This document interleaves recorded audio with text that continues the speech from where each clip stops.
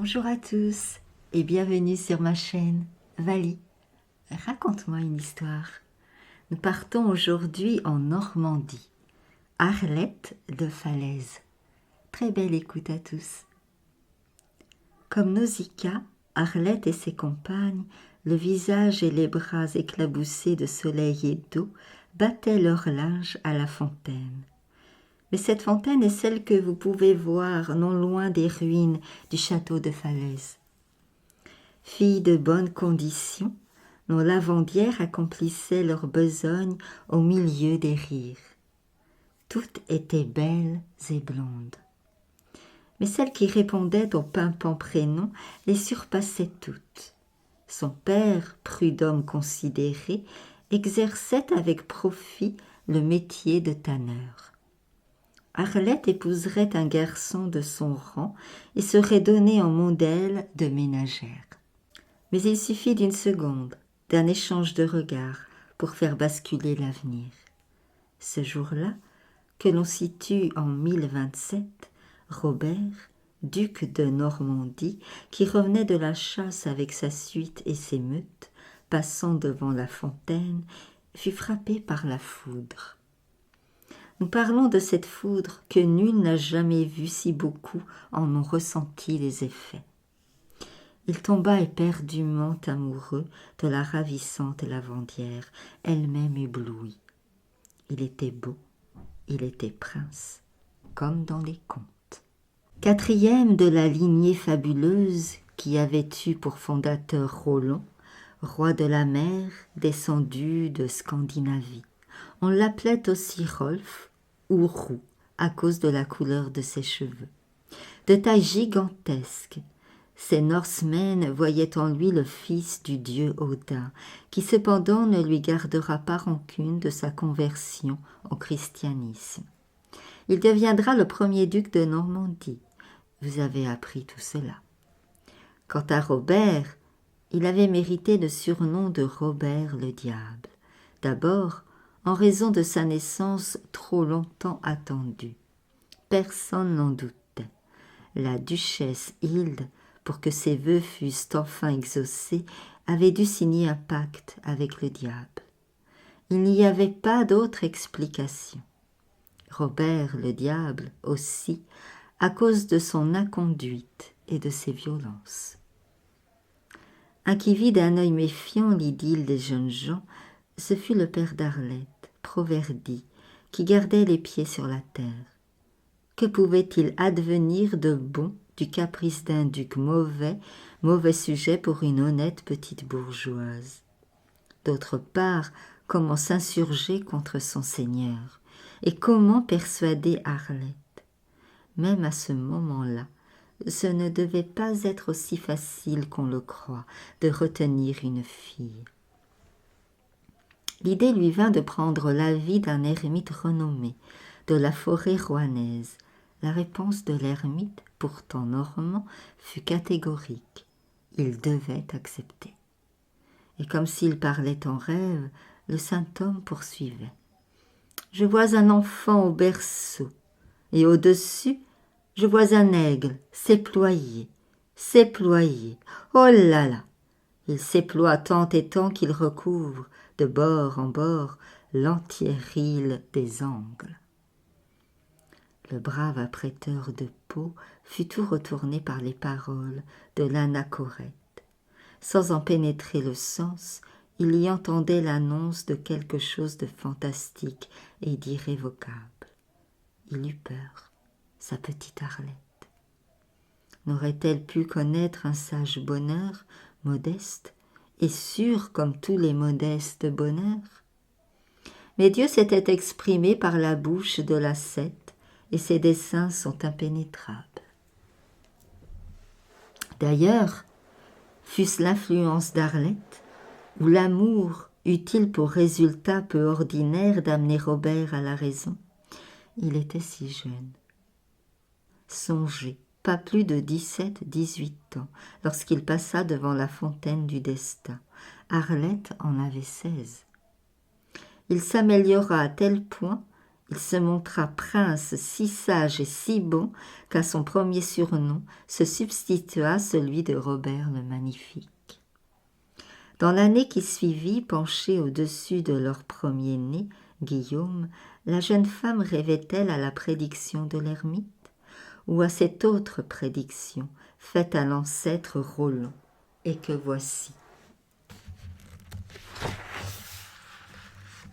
À Rouen, un cavalier s'était arrêté avec sa monture à une auberge de la ville. Il y avait dîné. Personne ne le connaissait. Il parlait peu et intriguait beaucoup ses commensaux, qui eux n'ignoraient pas grand-chose les uns des autres. À la veillée, il s'approcha de l'âtre, et il se livra à un étrange passe-temps. Du bout d'un bâton, il traçait des figures dans la cendre. « Tiens, » observa l'aubergiste, « ma grand-mère dessinait comme ça sur le sable pour dire la bonne aventure. » L'inconnu acquiesça de la tête. On se pressa autour de lui. L'un des badauds se risqua à demander, faussement goguenard, « Est-ce que je me marierais aux pommes ?» La réponse ne fut sans doute pas celle qu'il attendait, car il traita l'inconnu de farceur et s'en alla furieux. Pourtant, on s'enhardissait, les questions fusèrent, les mécontents haussaient les épaules, mais tous étaient troublés, et l'aubergiste en lança une qui provoqua un moment le silence. Quelle serait la durée de la dynastie de Roland ? 7 générations, laissa tomber l'homme. Il signifia ceci avec beaucoup de lignes qu'il traça sur la cendre, puis les confondit et effaça tout. Un palefrenier des écuries du duc courut au château, où il se fit un succès avec le récit de cette étrange séance.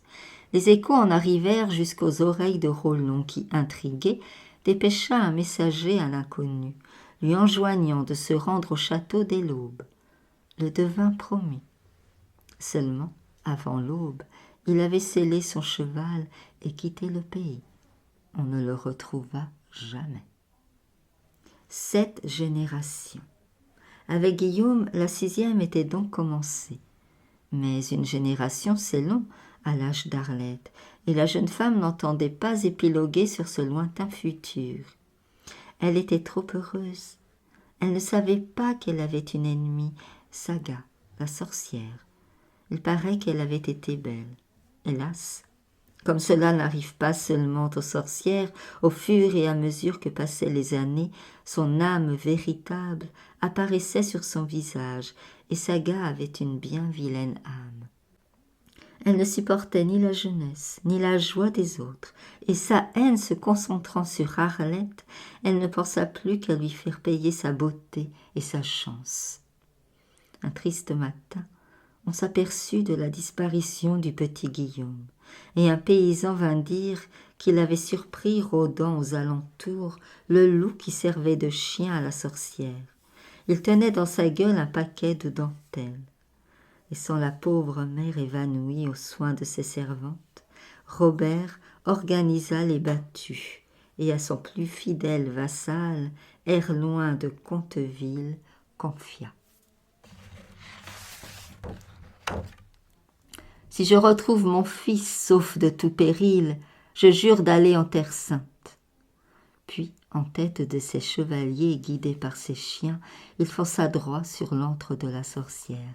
Là, le spectacle le plus inattendu. Un bref instant les pétrifia sur place. Le loup tenait en respect l'horrible sorcière sa maîtresse, qui se disposait à poignarder l'enfant couché sur un affreux grabat. Mais quand Robert se précipita, le loup s'écarta pour qu'il pût prendre son fils, tandis que ses chevaliers se jetaient sur Saga. Et ce fut comme si elle avait fondu entre leurs mains.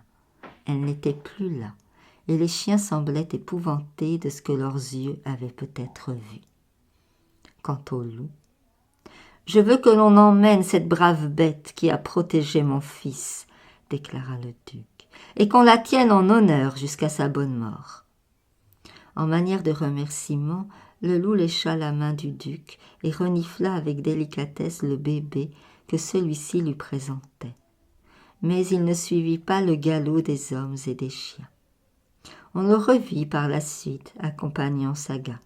Il lui avait obéi sans savoir ce qu'il faisait en volant le petit Guillaume. Puis il les avait protégés tous deux. Elle d'un crime, l'enfant d'une mort atroce. Il n'en restait pas moins auprès d'elle. Les bêtes ont de la fidélité un sens qui nous échappera toujours. Avant de se croiser pour accomplir son vœu, le duc de Normandie, ayant réuni ses barons, leur demanda de recevoir pour leur seigneur le jeune garçon qu'il leur laissait. « Je le fais héritier et le saisis dès maintenant de tout le duché de Normandie. » Savait-il qu'il ne reviendrait pas. Ici s'achève le conte de fées. La prodigieuse épopée de Guillaume le Conquérant, l'histoire la raconte, et raconte aussi à ce sujet des choses que nous ne vous avons pas dites. Nous vous en avons dit qu'elle ne vous dira pas. Mais il en est qu'elle ne pourra pas démentir. Si Guillaume, roi d'Angleterre, comme l'avait prédit l'ermite, peupla de sa race le pays conquis, les grands seigneurs actuels anglais descendent de ses compagnons.